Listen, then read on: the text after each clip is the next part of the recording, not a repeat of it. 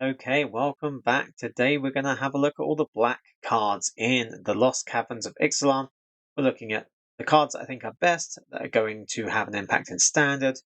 They're going to work in the meta decks and the budget decks that we want to make.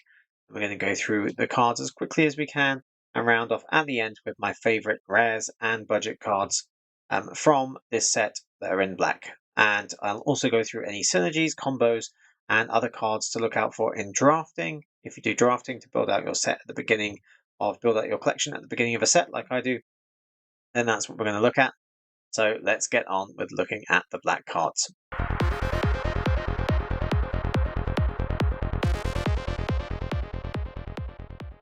Alright, welcome back to the channel. We're going to break down all these black cards. Don't forget to like the video and subscribe if you haven't already.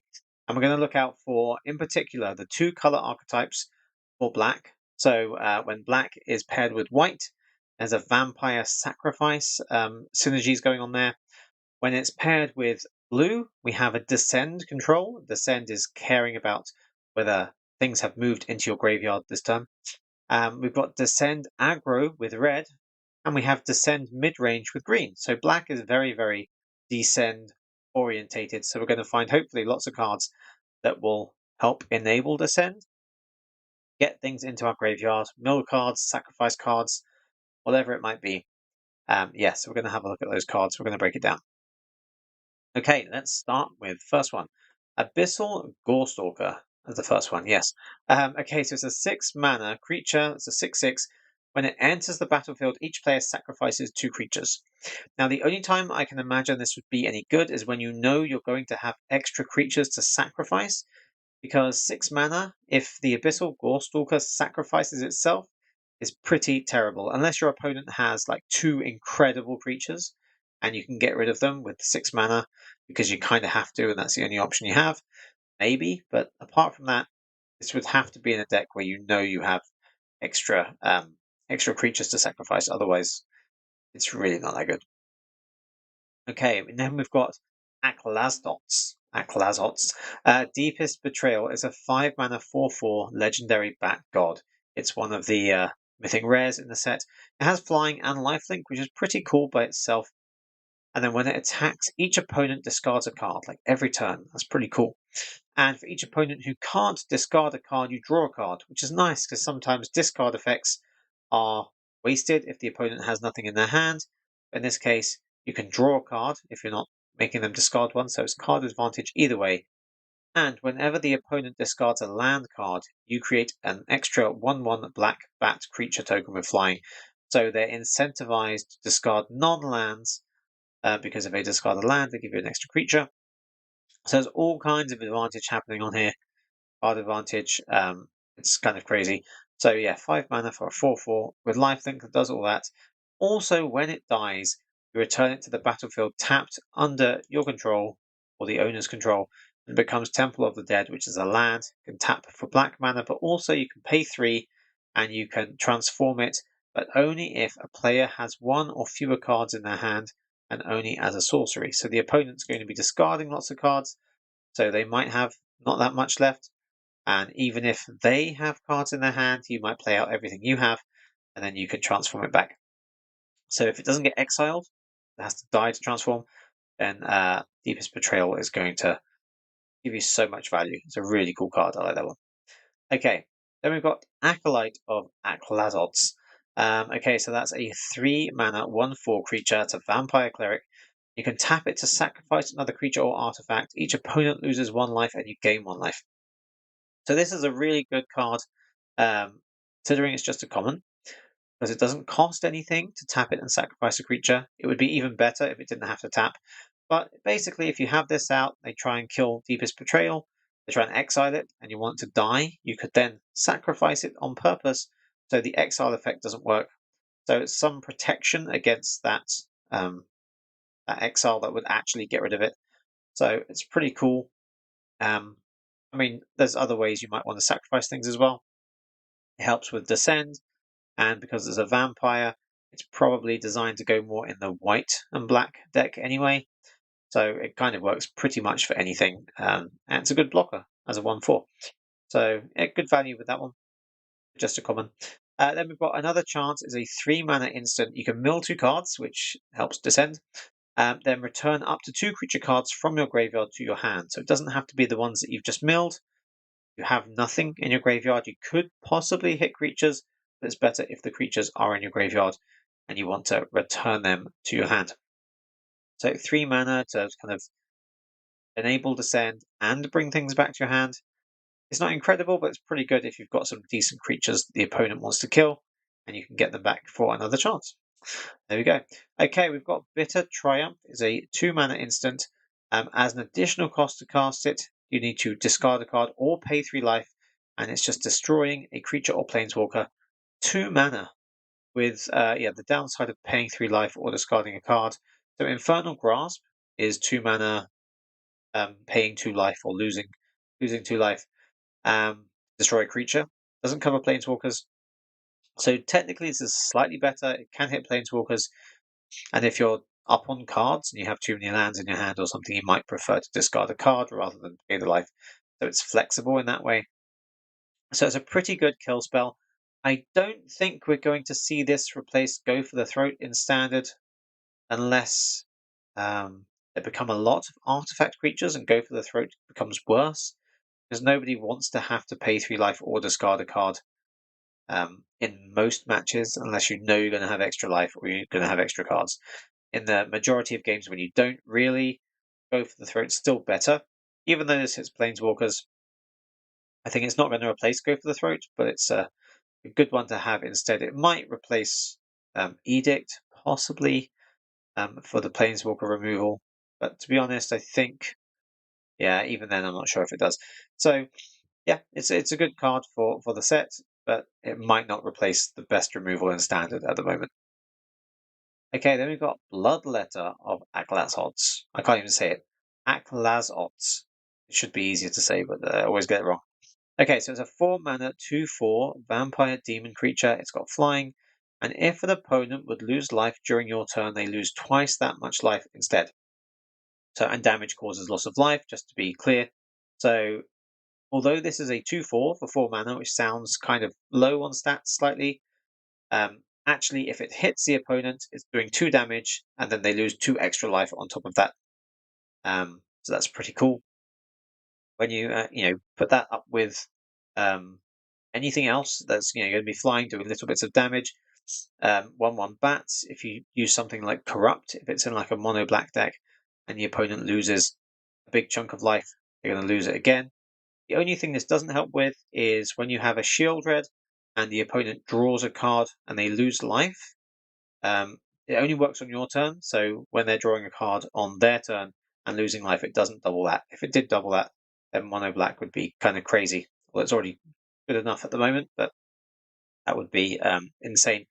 But there you go. There's a rare, a mythic rare, and yeah, it's pretty good, making them double their life loss. It makes it good if you have kind of good aggro synergies. Like I said, like flying creatures can't be blocked. Just chip away those little bits of damage, and you basically get double damage, which is really cool. Oh, and there's one thing I should have actually said for Bitter Triumph. Tiny extra thing, but if you use Ashiok, where you can't pay life, you only exile cards instead, then Bitter Triumph probably works pretty well with Ashiok because you can choose to pay 3 life and only exile 3 cards instead of actually paying the life. So it's a small thing, but Ashiok's kind of fun to play with, and Bitter Triumph might work well in an Ashiok deck. Anyway, on to the next one. So we've got Bloodthorn Flail, a 1-mana equipment.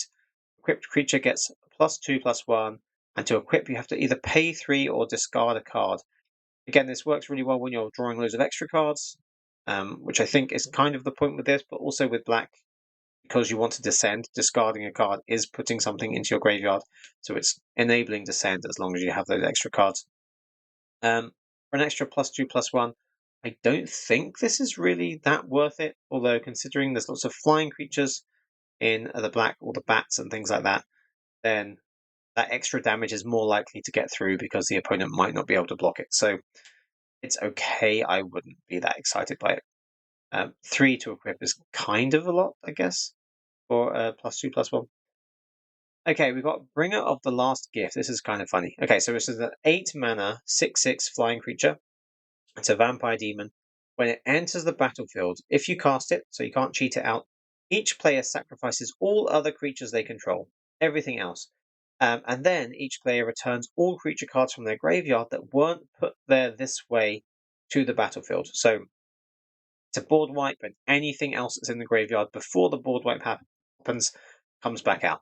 So if you kill lots of your opponent's creatures and then do this, they're going to get lots of creatures back. But if you've maybe discarded lots of cards and you haven't killed much of the opponents, then you put this out, they lose everything, and you get all those cards back. But this is 8 mana, so it's going to take a while to get there. I don't know how viable it's going to be to get to 8 mana, and considering you probably have to kill lots of the opponent's creatures to survive and keep going that long, then they're probably going to get a lot of things back. So I don't really see how much this is going to help unless you have lots of effects that exile the opponent's cards, their creatures, so then they can't come back because they're not in the graveyard. Possibly, yeah, if you can exile lots of things. Maybe if you have this in a black and white deck in standard and you have like Sunfall to remove all the opponent's things and you discard your own and then play this out, you get some things back. It's kind of, most reanimation spells are around 5 mana. So this is 3 mana more and you get a 6/6 flyer as well. You look at it that way. So it's yeah, it's just the potential of bringing back like all the opponent's creatures that would make this really bad. So it depends on the rest of the deck, I guess. I probably wouldn't have this in draft. Pretty expensive, and good chance you're going to just return all the opponent's things. So yeah, not too sure about that one. Okay, so we've got Brood Rage Mycoid. So this is a 4 mana 4/3. It's a fungus which goes with the green deck. At the beginning of your end step, if you descended this turn, create a 1/1 black fungus creature token that can't block. So if you descended this turn, yeah, if you're milling creatures, if you're milling any cards, if you're discarding something, if you have something like blood tokens, they can discard and draw, or if one of your creatures gets killed, this is all on your turn, on your end step, not on the opponent's. And you get extra 1/1 creatures. They can't block, which is a shame, but it's just like the rats from Eldraine, just 1/1 creatures that, that don't block. It's it's okay. It's pretty good considering you're going to have other kind of descend mechanics going on, different things that work with that. Then this you're going to get extra creatures. I guess if you have to then sacrifice creatures, or in the black and white, you're going to have a lot of sacrifice synergies. Maybe having extra creatures like this will work out, giving you something to sacrifice. So yeah, that's interesting. So we have Canonized in Blood. It's a 2 mana enchantment. At the beginning of your end step, if you descended this turn, put a +1/+1 counter on a creature you control, which is okay considering you're going to be descending. If anything else is killed, you put a +1 counter on this on any other creature you have. And it's 7 mana to sacrifice the Canonized in Blood and create a 4/3 white and black vampire demon creature token with flying. So 7 mana for a 4/3, and it's not a huge rate. It's not particularly amazing. But getting those +1 counters on things when you have little things that die, I think that's pretty good. So yeah, it's I like it, but the final ability just seems a bit too expensive for me. If it was like 5 mana, then that'd be really cool. If it had lifelink or something, if it was a vampire demon with lifelink, that'd be really cool. But just for a 4/3 for 7 mana seems pretty expensive. And you also have to sacrifice Canonized in Blood, which is descending, which is one good thing. But then you lose those +1 counters that you get. So yeah, it's out there. Okay, then we've got Chupacabra Echo, which is a 4 mana 3/2 creature, a beast horror spirit. I love when you have all these different creature types together. So it's an uncommon, and it has Fathomless Descent. When it enters the battlefield, creature an opponent controls gets -X till end of turn, where X is the number of permanent cards in your graveyard. So this could potentially do nothing to the opponent if there's no other permanents in your graveyard. If you hold on to this till later on, which I probably would with the majority of things that can remove something. You want to wait to see what your opponent casts first. Then you might have a couple of things in the graveyard already, whether you've milled or discarded or some smaller creatures have died. So I think it's pretty good to get that removal. You just need to make sure you have something. By itself, a 4 mana 3/2 is just not really that worth it. Okay, so we've got Corpses of the Lost. This is a rare. It's a 3 mana enchantment. Skeletons you control get +1/+0 and have haste. And when it enters the battlefield, you create a 2/2 skeleton pirate creature token, which will be a 3/2 with haste. And at the beginning of your end step, if you descended this turn, you may pay 1 life. If you do, return Corpses of the Lost to its owner's hand, your hand. So if a permanent card was put into the graveyard, so that would count for even tokens. So if your 3/2 skeleton with haste attacks in, trades with one of the opponent's creatures, possibly, then you can play a life, you can return it, you can play it out again. So you can have another at least 3 mana, 3/2 skeleton with haste, which is a pretty good rate to start with. It's okay. The fact that you can kind of replay it, I think, is a nice bonus. And obviously, all skeletons you control have +1/+0 and haste, so if you have other skeleton synergies in the deck, then that's really cool. So yeah, it's a pretty good card. Alright, then we've got Deadweight. It's a 1 mana aura. You can enchant creature and give the creature -2/-2. So you could use this to just take down your opponent's biggest creature, so it's not as big. But you can also use this just to kill something that has 2 toughness or less, and then this enchantment goes to your graveyard, which is enabling Descend as well. So that's pretty cool that it does both those things. -2/-2 is pretty close to a cut down. It's not exactly the same, it's not instant. It's kind of close, and it helps with Descend, so I think it's a really good removal thing to have, especially in draft. I quite like that one. Okay, then we have Deathcap Marionette. It's a 2 mana 1/1 fungus creature with Death Touch, which is okay. It's pretty good. When it enters the battlefield, you may mill 2 cards if you want to. You don't have to, and that enables Descend. So it's good to block. It's good to make the opponent scared to attack into you, and it enables Descend. Probably better just in, I guess, just in draft rather than in standard. I can't really see this working in standard very much. If you're drafting and you want something else that just enables Descend and helps hold off the opponent, then Deathcap Marionette looks pretty good for that.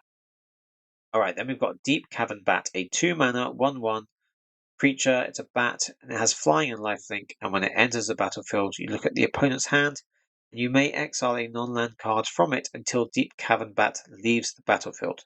Now the thing is, it's kind of easy to kill because it's only a 1/1, and the opponent probably wants to kill it because just the flying and the lifelink is going to help you keep gaining little bits of life each turn. Having a look at the opponent's hand is really valuable, maybe even more valuable than exiling the non-land until it leaves the battlefield. But if you do the same kind of thing you'd do with a Peacekeeper, where you take away their removal spell, because you kind of have to, you take away anything else, and they just use their removal spell to kill the bat, then it was kind of wasted. If you take away their removal spell and they can't get rid of it, then um, you know, it's going to keep gaining life, and they don't have a removal spell left, maybe to kill something else. So it's good for that. It's an uncommon, so it's normally a signal that it's slightly better than the commons in the set. So I think it's a pretty good card. I'd definitely use that in draft, sure, just to see what the opponent has in their hand, and yeah, the flying and life link's just pretty good. Okay, so we've got Deep Goblin Skulltaker, a 3 mana 2/2 creature, so goblin. It has menace. At the beginning of your end step, if you descended this turn, put a +1/+1 counter on this goblin. So this one's really cool. If you are going to, you've descended this turn or will descend this turn, then this is basically a 3/3 menace for 3 mana, which is good. The fact that it can grow, keep getting bigger.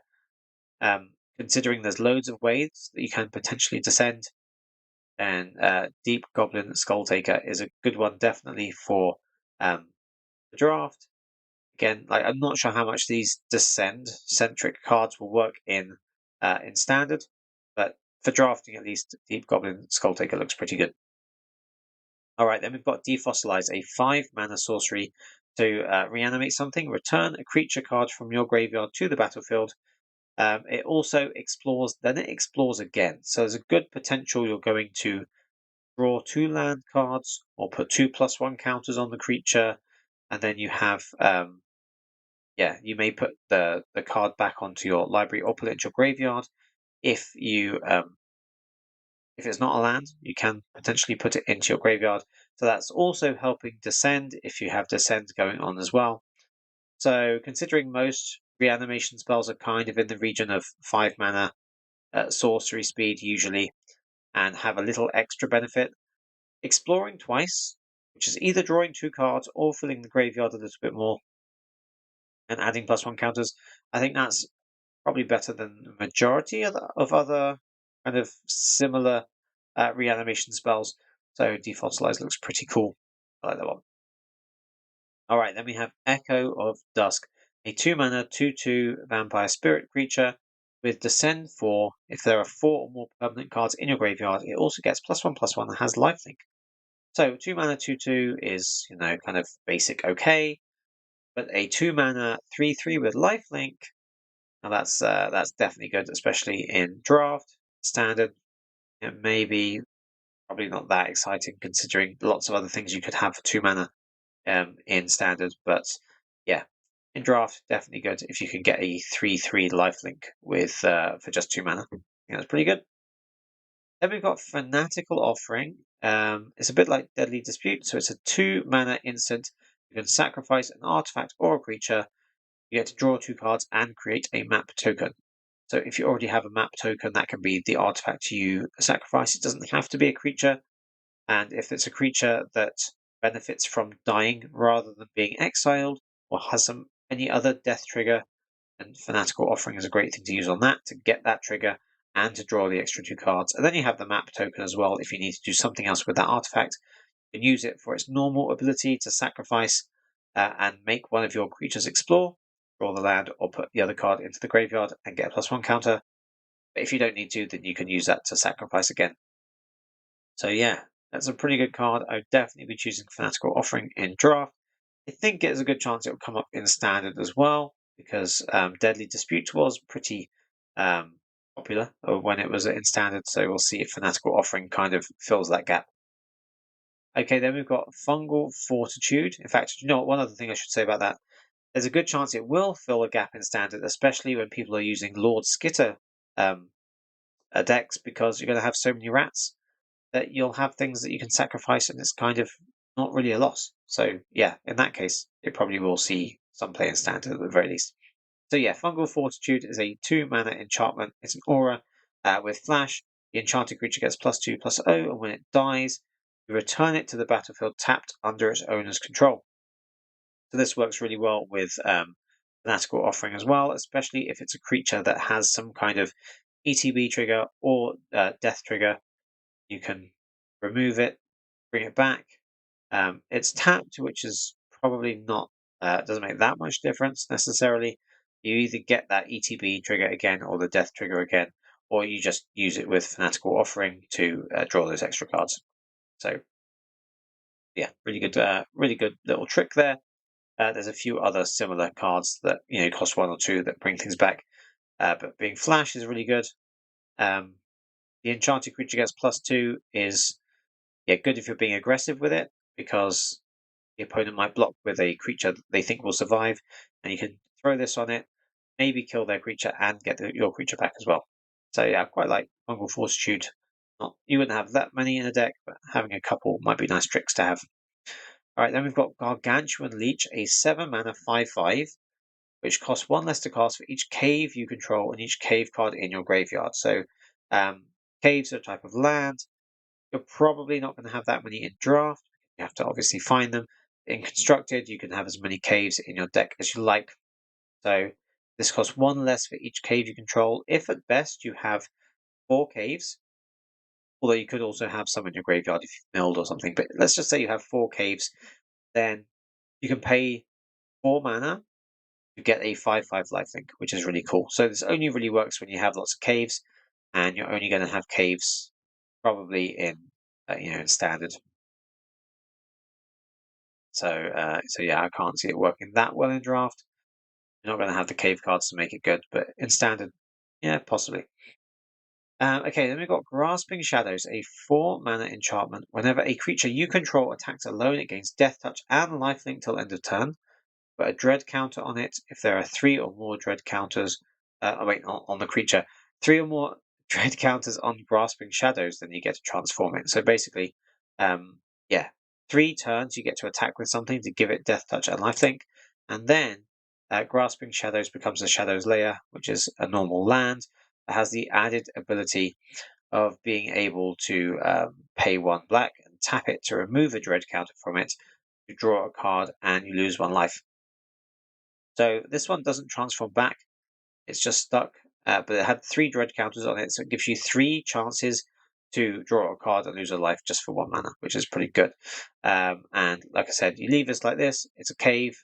Cave helps out with the leech, but if you're going to try that, we'll see how well the leech works. I don't think it'll be that good, but this is one way you can get it going. Have these creatures that turn into caves, or enchantments that turn into caves.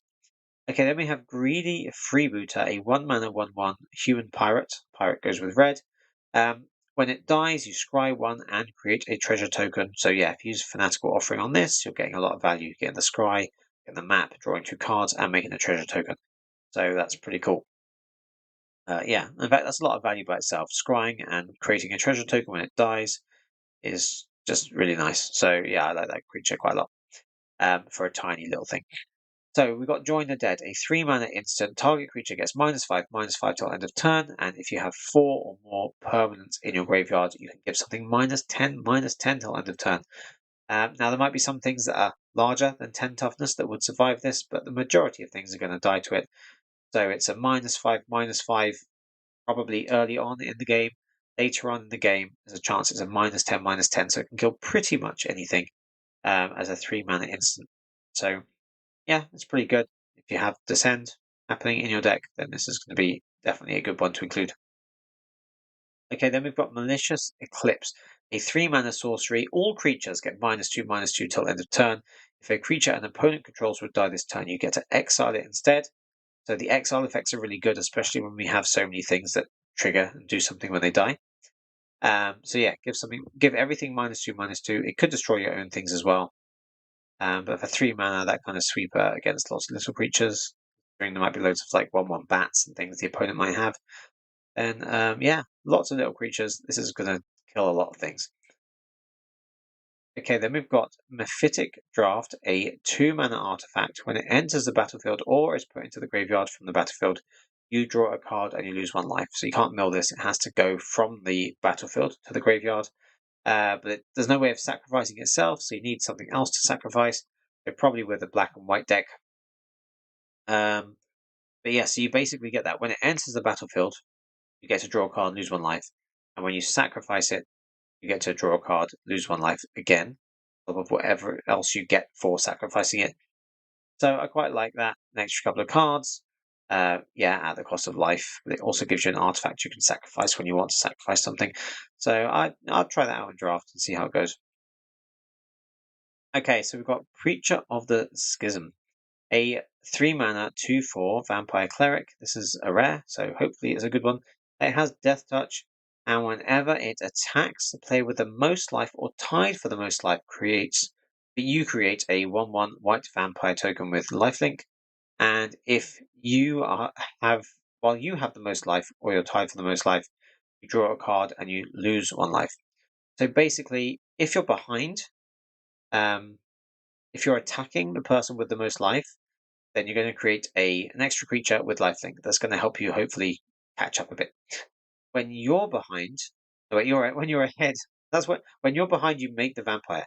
When you're ahead, when you have more life than your opponent, you draw a card and you lose 1 life. So in theory, you can spare that life because you are ahead. And when you're behind, you need to have extra blockers and lifelink. So I like how this is versatile. I like how it fits whatever you need at the time. And the ideal situation here is if you're tied for the most life, you get to make the vampire and draw the card as well. So that's the best that could happen with this. Yeah, definitely like it for draft. I think could be pretty cool in standard as well, possibly. So yeah, we'll see about that one. I think it's pretty good. Okay, so Primordial Nora. It's a 5-mana 5/2 insect horror creature. When it dies, you get to discover 3. Discover is the kind of cascade, so you have to look at the cards off the top of your library till you exile anything with mana value 3 or less because it's discover 3, and you can cast that without paying its mana cost, or you can put that into your hand, and then anything else goes on the bottom of your library. So it's kind of easy to kill, just being 2 toughness. In a way, you kind of want it to die, because then you get extra value from it. So hopefully you trade it up for a bigger creature, and you get to discover 3 as well, so you can cast anything that costs 1, 2, or 3 for free from your library. So yeah, I'd use that in a draft game. In standard, probably not so much. So we've got Queen's Bay Paladin next, a 5-mana 5/4 Vampire Knight. These vampires are pretty cool. This is a rare. When it enters the battlefield or attacks, return up to 1 target vampire card from your graveyard to the battlefield with a finality counter on it. You lose life equal to its mana value. So there are some cool things you can do with this. In standard, you have things like Golta and Mavrin, which is like 12 mana or something. 12 mana or 8 mana. 8 mana, 12, 12. So you could, that is a vampire dinosaur. So you could, in theory, bring that back, but then you lose life equal to its mana value, which is a big chunk of life to lose. So it's interesting the balancing here. If it's a really big creature, you're going to pay more life or lose more life to bring that back, and if it's a smaller creature, then you don't. But you can return up to 1 creature, so you don't have to do it, even if there's just 1 vampire in your graveyard. So if you don't want to lose that life, if it doesn't work out, you don't have to do it. Yeah, 5-mana 5/4 that can at least return something. In theory, is going to save you that much life at least. I think that's a good one to have. Yeah, definitely like that. And there's every turn as well, so you can basically keep reanimating things. All right, then we've got Rampaging Spiketail, a 6-mana 5/6 creature. It's a dinosaur. When it enters the battlefield, a creature you control gets +2/+0 and gains indestructible till end of turn. And you can also swamp cycle this, pay 2 mana, and draw a swamp from your deck instead. So yeah, in draft, I think I said this before with the other land cycling cards, it's nice to have these in draft because it's a big creature later on if you need it. And if you draw it too early on, you can turn it into a land, because it's better to have a land than it is to have a big creature that you can't cast. Giving something else indestructible means you've got at least 1 good attack probably that turn. I'd use it in draft. 6 mana for this in standard doesn't feel that great, so yeah, maybe in draft only. Alright, then we have Ray of Ruin, a 5-mana sorcery, exile target creature, vehicle, or non-basic land, and scry 1. Now this is an interesting one, because there are so many non-basic lands in standard, then that can exile quite a few things. And obviously in Ixalan you have things like caves, which are non-basic lands, so you can exile one of those, or exiling a creature that has a death trigger, or that transforms is definitely a good thing as well. But 5 mana to exile something and get an extra scry kind of feels expensive. There's 4 mana, that'd be really cool. Yeah, but there's 5 mana to do that, and the scry one I don't think makes a huge difference. So it's okay, but I don't know if I'd necessarily be using that. It'd be cool to get rid of the opponent's lands, but yeah, we'll see about that. So we have Screaming Phantom, a 3-mana 2/2 spirit creature with flying. When it attacks, you get to mill a card. So this is something that's really good for activating Descend on theory every turn. Descend is only when a permanent card goes to your graveyard. So any other instants and sorceries, anything that isn't permanent will not trigger Descend. But if you have lots of creatures, obviously, a good chunk of your deck is going to be lands anyway. There's a decent chance that what you mill will be something that will help you out there, that will trigger Descend, be a permanent card. So yeah, I quite like that. 3 mana for a 2/2 flyer by itself is good. Milling a card works well with other things in the set. Alright, then we've got Skullcap Snail, a 2-mana 1/1 creature. It's a fungus snail. Fungus means, look at it with green theory. When it enters the battlefield, target opponent exiles a card from their hand. So they get to choose which one it is, which is not the best for a kind of discard effect. It would be nicer if you can see their hand and you can choose what to remove, because they might just get rid of an extra land they don't need. But yeah, it's in theory a little bit of card advantage. At least you're getting a creature down and you're taking out a card from the hand. But I don't know if it's going to see much play or be that useful. One of the best things with making the opponent discard something is seeing their hand, and it doesn't let you do that here because they just choose a card. So yeah, I'm not too excited by Skullcap Snail. Okay, next we have Soul Coil Viper, a 3-mana 2/3 creature that has the ability to tap if you pay 1 black. You can sacrifice it and return a creature card from your graveyard to the battlefield with a finality counter on it. Well, I didn't mention what the finality counters are in the last one that had that, but it says here anyway. If a creature with a finality counter would die, you exile it instead.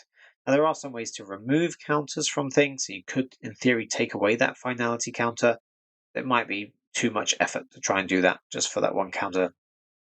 So basically, you can't keep reanimating the same creature. It's going to be exiled if it would die, if it's going to go away from the battlefield. Now, if you do something like return it to your hand, you could play it out again, possibly. Want to reanimate it some other way, you can do that. But yeah, there's other ways of getting rid of that counter.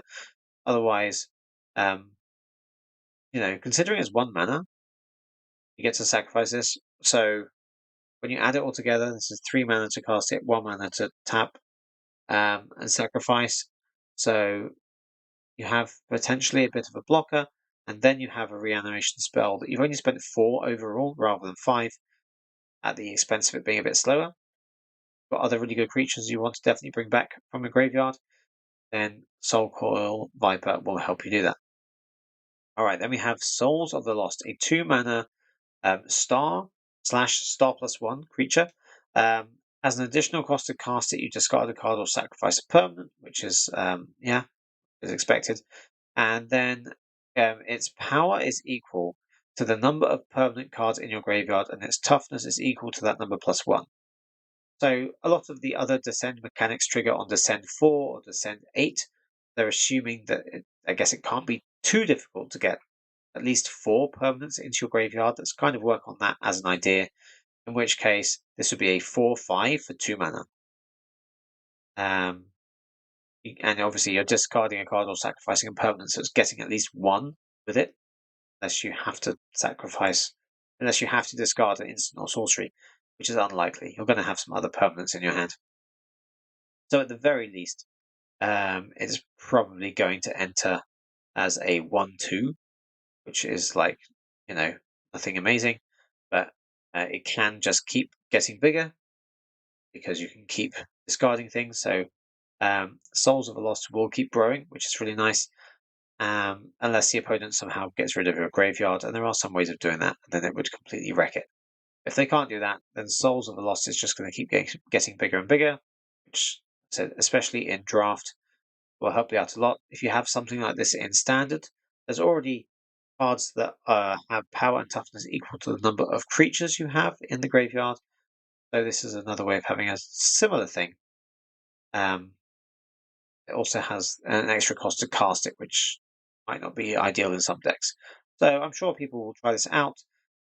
Whether Descend works that well in standard, we'll just have to see. There's obviously a lot of support for Descend, and there's a lot of cards in standard already that can mill things every turn and do kind of things that will trigger Descend.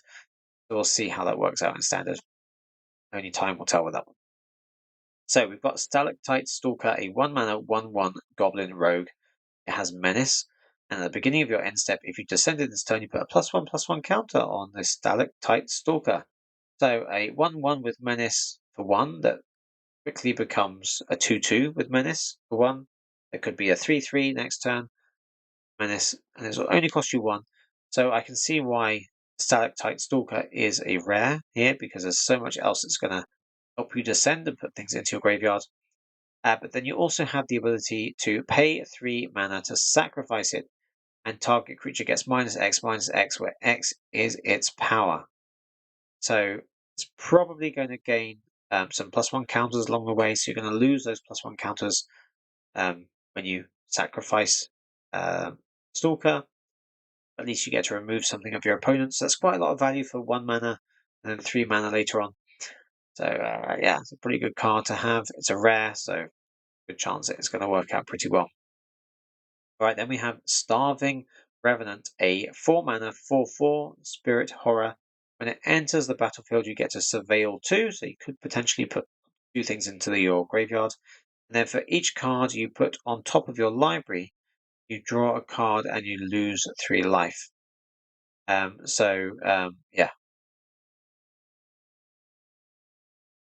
basically you're going to draw extra cards, and you're going to lose some life, which isn't ideal, but hopefully you have some life to spare. And then it has Descend 8, which is quite a lot to get in your graveyard, which should be a good one, right? If it's Descend 8. Whenever you draw a card, if there are 8 or more permanents in your graveyard, target opponent loses 1 life and you gain 1 life. It's not the most amazing thing for Descend 8. It doesn't help you draw the extra cards, it's just whenever you do. It's okay, it's an alright card to have. Then we have Stinging Cave Crawler, a 3 mana 1/3 insect horror creature with Death Touch, and it has Descend 4. When it attacks, if there are 4 or more permanents in the graveyard, you draw a card and you lose 1 life. There's quite a few different ways of kind of drawing those extra cards and losing life in this set, especially in black, which black is really good with. So a lot of card advantage, and you can see when you're making the opponent discard things, like we had at the beginning, then you having drawn lots of extra things is going to keep you well ahead of your opponent. So it's a good creature. It's okay. I'd use it in draft. Then we have Synapse Necromage, a 3 mana 3/1. It's a fungus wizard. When it dies, you create 2 1/1 black fungus creature tokens with cannot block. So 3 mana gets you a 3/1 and an extra couple of 1/1s. It's a pretty good rate, especially in drafts. So yeah, quite like that one. Fungus indicates going with green, but in theory this could go with anything. Okay, then we've got Tarian's Journal. It's a 2 mana legendary artifact. You can tap it to sacrifice another artifact or creature to draw a card at sorcery speed, or you can pay 2 mana and tap it to discard your hand and transform it. And when you transform the journal, it becomes the Tomb of Aklaxots. And it's a legendary land, it's a cave, you can tap it for black. And when you cast a creature spell from your graveyard this turn, or what you may cast a creature spell from your graveyard this turn by tapping it. If you do, it enters the battlefield with a finality counter on it, and it's a vampire in addition to its other types. I'm not sure if there's any other things that will help it being a vampire necessarily in this set, but being able to cast creature spells from your graveyard is pretty useful. So I can see the Tomb and the Journal being a nice card to have around. Maybe not lots of copies of, but when you have it, I think it's going to help you out a lot. All right, then we have Terror Tide, a 4 mana sorcery. All creatures get -X/-X till end of turn, where X is number of permanent cards in your graveyard, or X is your descend value. Considering 4 mana board wipe style cards usually aren't like amazing, and might be kind of conditional. It's good that it gives -X/-X. You have to have descend enabled, otherwise it's going to do nothing, or just 1 or 2, which isn't ideal for that 4 mana. Really want to be able to get rid of it, get rid of things, much bigger things. You don't want to get, although to be honest, there's loads of ways to make 1/1s and little creatures. Even giving something -1/-1 will be useful, most likely, but obviously you want to save it for later on when you have a lot more in your graveyard to enable Terror Tide to be a really effective board wipe. Alright, then we have Tithing Blade, a 2 mana artifact. When it enters the battlefield, each opponent sacrifices a creature. Not bad for 2 mana. Obviously, they'll sacrifice the weakest thing, so it's not the best. Then we can craft it with a creature. A lot of other things are crafted with artifact. This is crafted with a creature. So you're exiling a creature from one that you control out on the battlefield, or one in your graveyard already. And then when you transform it, it comes back as the Consuming Sepulchre.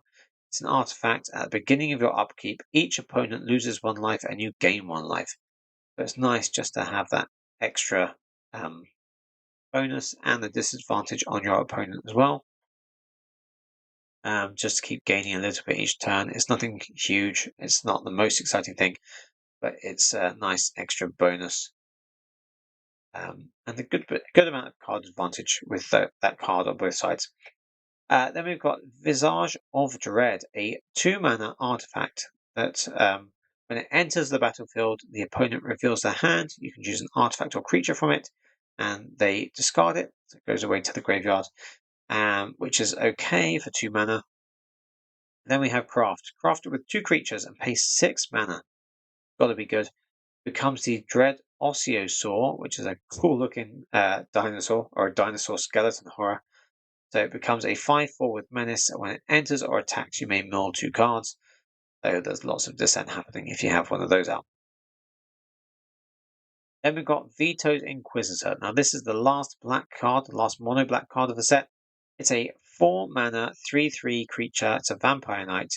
And you can pay 1 to sacrifice another creature or artifact to put a +1 counter on Vetoed Inquisitor, and it gains menace until end of turn. If you have lots of 1/1s that you're creating, you have some map tokens and things that you don't necessarily need, those extra artifacts, then being able to put an extra +1 counter on Inquisitor and growing it over time.